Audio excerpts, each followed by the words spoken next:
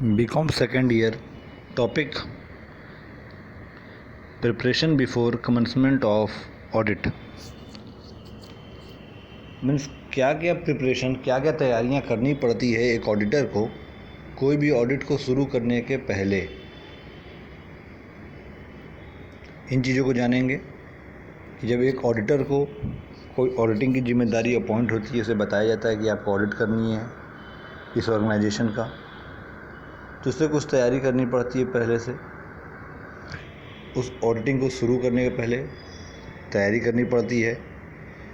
उन तैयारियों से बहुत बड़ा फ़र्क पड़ता है उसके ऑडिटिंग के परफॉर्मेंस पे। जब वो प्रिपेयर होके जाता है तो वो बहुत अच्छा परफॉर्म करता है, ऑडिटिंग का काम अच्छे से कर पाता है, क्योंकि वो पहले से उस कंपनी के बारे में समझ लेता है, जान लेता है और पूरी तैयारी के साथ जाता है उसकी ऑडिटिंग करने। तो चलिए जानते हैं कि वो कौन कौन से चीज़ें हैं जो कि एक ऑडिटर करता है ऑडिटिंग के पहले। प्रिपरेशन, कुछ पॉइंट्स में हम लोग जानेंगे कि ऑडिटर क्या क्या प्रिपरेशन करता है किसी भी कंपनी के ऑडिट के जाने से पहले। कोई अगर नया ऑडिट उसे मिला हुआ है, उसके ऑडिट के लिए जाना है उसको, तो वो क्या क्या प्रिपरेशन करता है और फिर वो जाता है ऑडिटिंग करने। जो सबसे पहला है,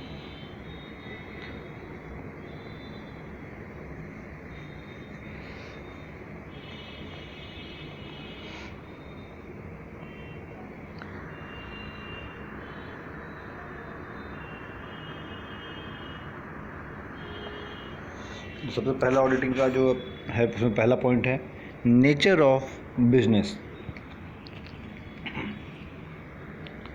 नेचर ऑफ बिजनेस कि मीन्स वो जिस ऑर्गेनाइजेशन का ऑडिट करने जा रहा है उसका नेचर क्या है, वो किस तरीके का बिजनेस है, वो किस प्रकार का बिजनेस है, इसके बारे में वो पहले जानता है। तो किसी भी जाहिर सी बात है, अगर आपको भी अगर कोई से बोला जाएगा, अगर आपसे भी कोई बोलेगा कि आपको किसी कंपनी के ऑडिट में जाना है, तो आप सबसे पहले यही पूछेंगे, यही सवाल पूछा जाएगा कि किस तरह की कंपनी है, क्या कंपनी है वो। तो इसी तरह ऑडिटर भी जो है सबसे पहला जो है तो जानता है कि नेचर ऑफ बिजनेस, कि किस तरीके से का बिजनेस है, ताकि वो उस हिसाब से अपनी तैयारी करके जाए। दूसरा, लिस्ट ऑफ बुक्स। पहला पॉइंट था नेचर ऑफ बिजनेस, दूसरा है लिस्ट ऑफ बुक्स। मीन्स वो देखेगा कि उसे कौन कौन से बुक्स ऑफ अकाउंट को ऑडिट करना है।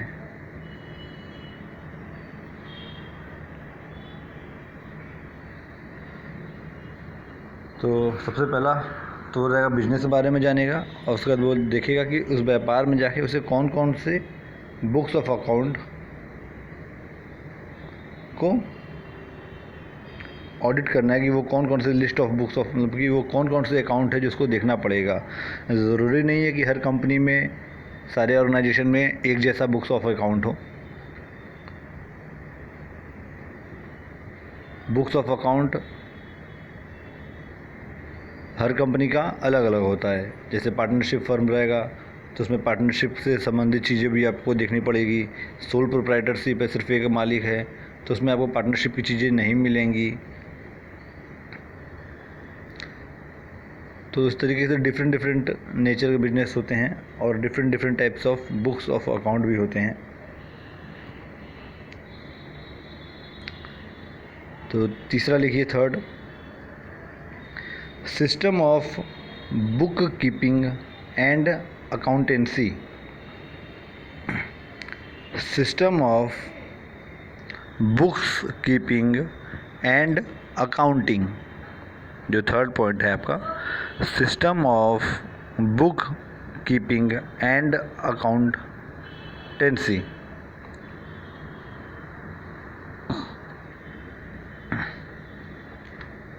सिस्टम ऑफ बुक कीपिंग से मतलब यहाँ पे है कि डिफरेंट टाइप्स की कंपनी में डिफरेंट टाइप्स के बुक कीपिंग करने के तरीके होते हैं।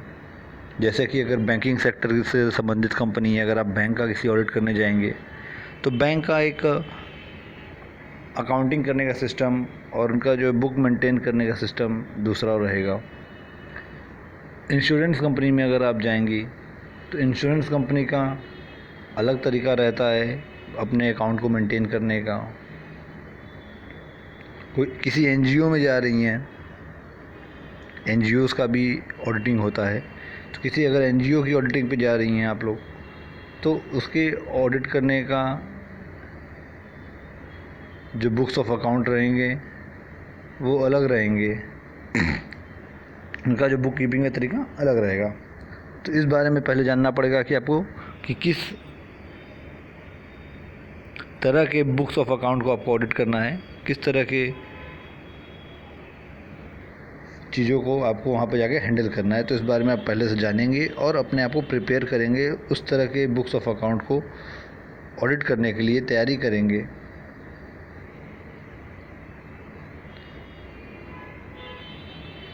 नेक्स्ट पॉइंट है examination of final accounts and auditor reports.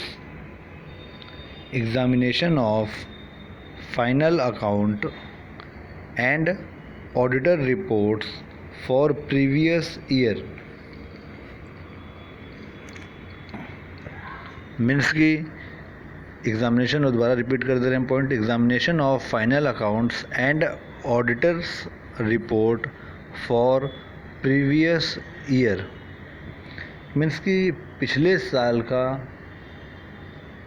उसके ऑडिटर्स रिपोर्ट को आप देखेंगे, जो लास्ट ईयर उसने ऑडिटिंग कराया था, अगर वो पहले से ऑडिटिंग कराते आ रहा है वो कंपनी, वो ऑर्गेनाइजेशन, तो लास्ट ईयर के उसके ऑडिटर का रिपोर्ट देखेंगे और फाइनल अकाउंट को देखेंगे। इससे क्या है कि लास्ट ईयर के ऑडिटर रिपोर्ट के बारे में, पहले ऑडिटर रिपोर्ट क्या होता है ये अब छोटे में जान लीजिए। ऑडिटर रिपोर्ट के बारे में आप आगे और डिस्क्रिप्टिव वे में पढ़ेंगी और अच्छे से पढ़ेंगी, आगे आपके कोर्स का वो पार्ट है। पर अभी आप जान लीजिए ऑडिटर रिपोर्ट होता क्या है। जब ऑडिट सारी कंप्लीट हो जाती है, सारी चीज़ें कंप्लीट हो जाती हैं, पूरी हो जाती हैं, तो ऑडिटर जो है अपना एक रिपोर्ट तैयार करता है। ऑडिटिंग के लास्ट में ऑडिटर अपना एक रिपोर्ट तैयार करता है, वो उस बुक्स ऑफ अकाउंट के बारे में सारा कुछ डिटेल उसके अंदर लिखता है, जो भी वो ऑडिटिंग करते समय ऑब्ज़र्व किया, जो भी वो उस बुक्स ऑफ अकाउंट को चेक करते समय रियलाइज़ किया, मतलब उसे जो चीज़ें दिखी। तो ऑडिटर रिपोर्ट जो है होता है और ऑडिटर की तरफ से बनाया जाता है, और बुक्स ऑफ अकाउंट को चेक करते समय जो भी गलतियाँ पाई जाती हैं, जो भी अच्छाई पाई जाती है, उस सारे चीज़ों के बारे में डिटेल उसके अंदर लिखा जाता है और सजेशन भी लिखा जाता है कि क्या क्या आप इसको सुधार किया जा सकता है। तो ऑडिटर रिपोर्ट जो है ऑडिटर बनाता है अपने ऑडिटिंग के लास्ट में, जिसमें सारा डिटेल लिखा रहता है ऑडिटिंग के बारे में कि उसने कैसे ऑडिट किया, कहाँ गलतियाँ पाया, कहाँ फ्रॉड पाया, सारा डिटेल उसके अंदर लिखा रहेगा। तो ये होता है ऑडिटर्स रिपोर्ट। तो इसमें क्या है, जो ये पॉइंट बोल रहा है कि examination of final accounts and auditor report for previous year, मतलब जो पिछले साल जो ऑडिटिंग हुआ था उसका जो ऑडिटर ने ऑडिटर रिपोर्ट दिया था, उस रिपोर्ट को एग्जामिनेशन, मतलब कि इसको अपनी नज़र में रखना कि इसमें क्या क्या लिखा था, कि जो वो फ्रॉड किया गया था, जो कमियां पकड़ा था, जो एरर्स पकड़ा था, क्या वो एरर्स दोबारा है कि नहीं है, जो सजेशन उसने दिया था उस सजेशन को फॉलो किया गया है कि नहीं इस साल। तो इन चीज़ों को देखा जाएगा, चेक किया जाएगा। तो मतलब पिछले साल के ऑडिटर का दिया गया रिपोर्ट को एग्ज़ामिन करना, उसको देखना कि पिछले साल ऑडिटर रिपोर्ट ने इस कंपनी के बारे में क्या क्या लिख के गया था, कि कंपनी कैसा है, इसके अकाउंट के बुक में ज़्यादा गलतियां रहती हैं कि नहीं रहती हैं, उससे आपको थोड़ा हेल्प मिल जाएगा प्रीवियस ईयर के ऑडिटर रिपोर्ट से। नेक्स्ट पॉइंट है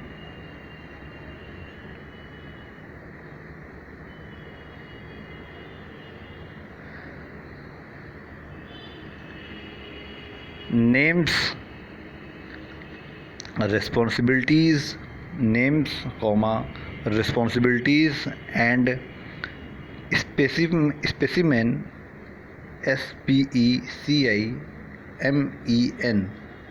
names, comma, responsibilities and specimen, SPECIMEN, specimen, signature of responsible officials, specimen, signatures of responsible officials. Means कि उस कंपनी के जो ऑफिशियल्स हैं, जो मैनेजमेंट के टॉप लेवल के मैनेजर्स हैं, जो रिस्पॉन्सिबिलिटी जो उठाए हुए हैं उनका नाम जानना, उनके ऊपर कौन कौन सा दायित्व है, कौन कौन सी रिस्पॉन्सिबिलिटीज़ हैं, इस बारे में जानना, और उनके सिग्नेचर का एक स्पेसिमेन मंगवाना और उसको अपने पास रखना। स्पेसिमेन चेक, स्पेसिमेन की एक सैंपल, उनका वो सिग्नेचर करते कैसे हैं, उनके सिग्नेचर करने का क्या तरीका है, कैसा उनका सिग्नेचर दिखता है, इस बारे में मंगवाना। इससे क्या फ़ायदा होगा, उनका सिग्नेचर आप देखेंगे तो उससे आपको हेल्प मिलेगा। जब आप ऑडिटिंग करने जाएंगे तो आपको पता लगेगा कि बहुत सारे चेक का फ़ोटो स्टेट उसमें रखा रहेगा कि ये चेक इन्होंने काटा था इस खर्चे के लिए, तो उस चेक में आप उनके सिग्नेचर से मिलाएंगे क्या वो सिग्नेचर मैच कर रहा है ना उनके स्पेसिमेन सिग्नेचर का, और जो चेक पर जो सिग्नेचर है वो बिल्कुल सेम टू सेम है ना, या कोई डॉक्यूमेंट पे जहाँ साइन हुआ है वो सिग्नेचर दोनों सेम है ना। ऐसा नहीं ना किसी ने जाली सिग्नेचर करके उनके नाम का कोई फ्रॉड करने का कोशिश किया है, अथॉरिटीज़ का मिसयूज़ करने का सिग्नेचर। तो उनका सिग्नेचर का एक स्पेसिमेन, एक सैंपल, स्पेसिमेन मीन्स की एक सैंपल आप बोल सकती हैं, एक सैंपल मंगवाना।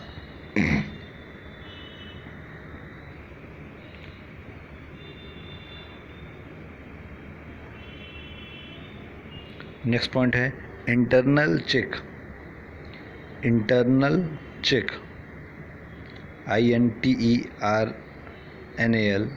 Internal check, CHECK।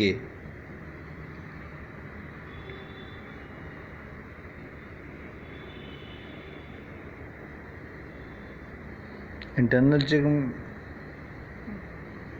चेक कहते किसी पर आप जानिए। इंटरनल चेक मीन्स की कंपनियां कई बार अपनी ऑडिट वो खुद से ही, जब इससे पहले भी हम लोगों ने इस बारे में बात किया है, कोई बाहर का पर्सन आए हमारी ऑडिट करने, इससे पहले हम खुद अपना इंटरनल चेक करते हैं, जिससे कि हम अपनी कमियों को पहले से ही दूर कर लें, और बाहर वाला जब कोई आए पर्सन तो उसको कोई कमी ना मिले, उसको सब कुछ सही मिले। क्योंकि हम लोग अपनी कमियों को ढूंढ कर खुद सही कर लेंगे तो बाहर तक वो बात नहीं जा पाएगी, हमारा गुडविल बना रहेगा कंपनी का। और जब कोई बाहर का ऑडिटर आके पकड़ेगा उन गलतियों को, फ्रॉड को, तो हमारा गुडविल बाहर ख़राब होगा, क्योंकि वो बाहर जाके बताएगा। तो इंटरनल चेक मीन्स कि एक ऑडिटर जाने से पहले ये पता करता है कि क्या कंपनी ने अपने यहाँ इंटरनल चेक करवाया है, मीन्स अपने किए गए अकाउंटिंग को उन्होंने दोबारा चेक किया है या नहीं किया है। ऐसा करते क्यों हैं, क्योंकि जब दोबारा चेक अगर हुआ रहता है, कंपनी खुद अपने अगर इंटरनल चेक करवाया रहता है, तो उसमें ऑडिटर्स को थोड़ा हेल्प मिल जाता है, क्योंकि उसमें कमियां फिर कम मिलती हैं, क्योंकि उसका एक बार कंपनी ने खुद अपना एक ऑडिट करवा रखा रहता है इंटरनली अपने आप से, जिससे वो जो भी कमियां रहती है उसको वो खुद से ही दूर कर लिए होते हैं और सही कर लिए होते हैं उस कमियों को। तो उसमें ऑडिटर को थोड़ा हेल्प मिल जाता है, ईजी हो जाता है काम करने के लिए।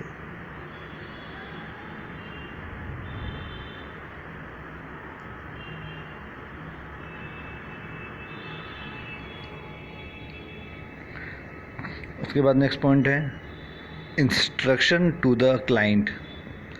इंस्ट्रक्शन टू द क्लाइंट,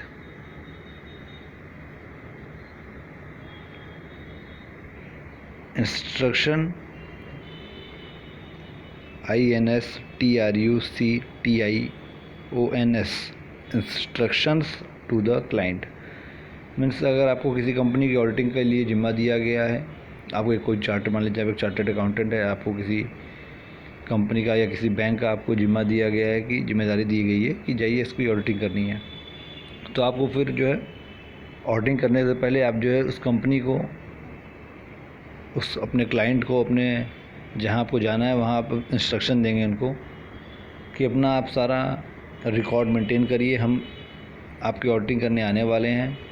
आने के बाद हमको ये ना पता लगे कि ये अकाउंट नहीं मेंटेन है, वो अकाउंट नहीं मेंटेन है, सिर्फ इसका काम बाकी है, उसका काम बाकी है। नहीं, आप बता दीजिए कि इस डेट से पहले अपना आप सारा अकाउंट मेंटेन किए रहिए।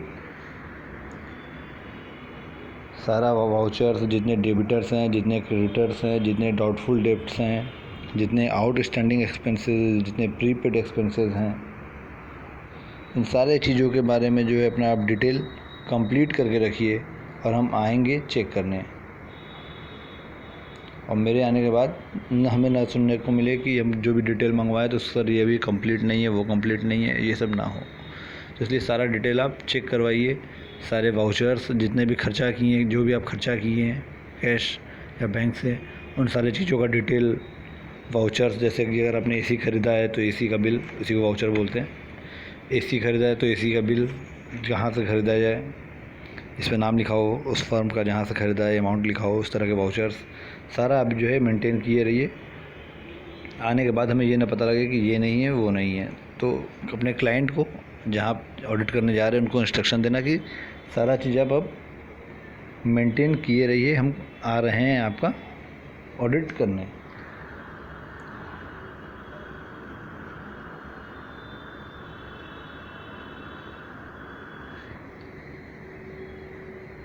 लास्ट है डिवीज़न एंड, लास्ट पॉइंट है division and distribution of work.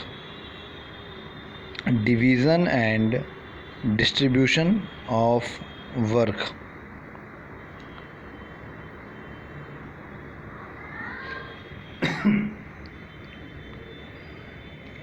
एक ऑडिटर के लिए पॉसिबल नहीं है, एक सिंगल पर्सन ऑडिटर के लिए पॉसिबल नहीं है कि वो पूरी ऑडिट किसी बड़ी कंपनी का अकेले कर सके। अगर आप सीए बनती हैं फ्यूचर में, तो ऐसा नहीं है कि सिर्फ आपके पास एक छोटे फर्म का, जिसका टर्नओवर 10-20 लाख का है, 25 लाख का है, 50 लाख का है, वैसे ही फर्म का आपके पास ऑडिट आएगा। नहीं, हो सकता है कि 50 लाख 1 करोड़ वाले फर्म का भी आए, हो सकता है 100 करोड़ वाले फर्म का भी आपके पास आए, जिसका ट्रांजेक्शन एक साल का 100 करोड़ 200 करोड़ है। इस तरह के भी फर्म आपके पास आए, तो उस केस में क्या है कि आप अकेले नहीं कर पाएंगी ऑडिटिंग। तो किसी एक लोग के बस की बात नहीं रहेगी ऑडिट करना, वो भी किसी के 1 साल के अकाउंट का ऑडिट अकेले करना उसके बस की बात नहीं रहेगी। तो उस केस में क्या होता है कि अपने साथ एक टीम लेके जाना पड़ता है, एक टीम को भेजना पड़ता है उस कंपनी को ऑडिट करने के लिए, एक टीम को लेके जाना पड़ता है उस कंपनी का ऑडिट करने के लिए, क्योंकि उसका account, books of accounts, numbers of books of account बहुत ज़्यादा होते हैं, उसके अकाउंट के डिटेल बहुत ज़्यादा होते हैं।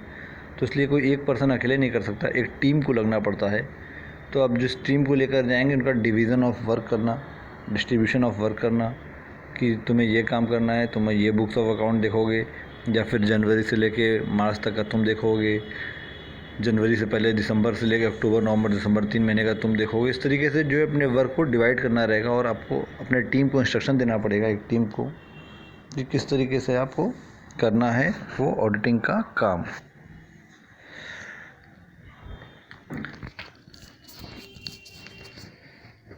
तो these are all things that you have to prepare before the commencement of any audit। तो ये सारी चीज़ें थी कि जो कि आपको प्रॉपरली देखनी पड़ेगी, तैयार करनी पड़ेगी किसी भी ऑडिटिंग के काम को शुरू करने के पहले।